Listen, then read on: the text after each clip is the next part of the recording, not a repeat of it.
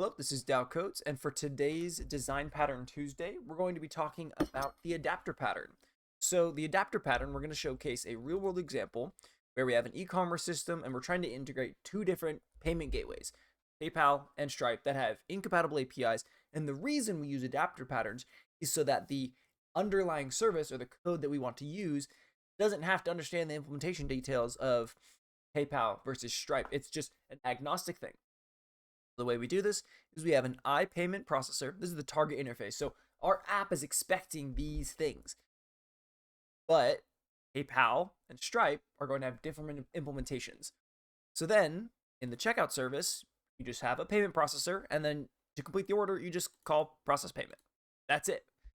And you don't have to know how is Stripe going to process the payment versus how is PayPal going to process the payment.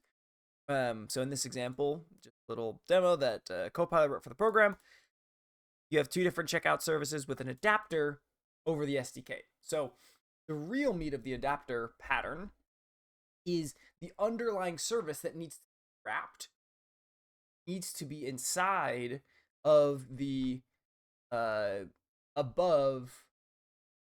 So to make that a little more clear, and I can show a good example here, there's an adapter and adaptee. So the client just is going to be using the adapter. The adapter holds a reference to the adaptee. So let's see what that looks like. We have the Stripe API. This is the adaptee. So we have Stripe charge, we have a Stripe refund, we need to do different things. And the Stripe adapter takes the Stripe API as a reference.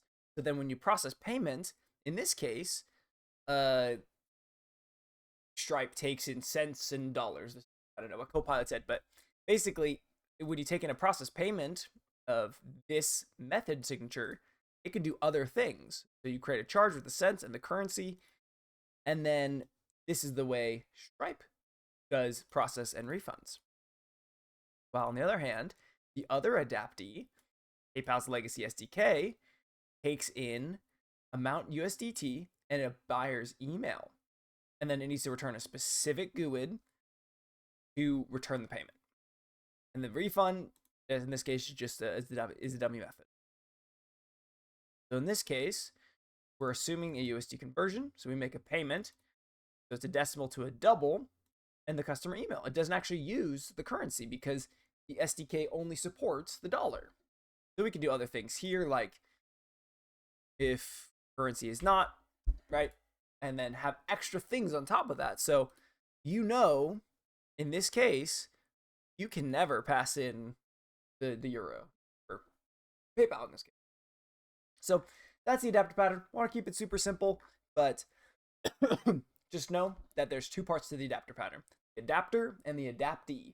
The service interacts with the adapter interacts with the adaptee. Happy coding.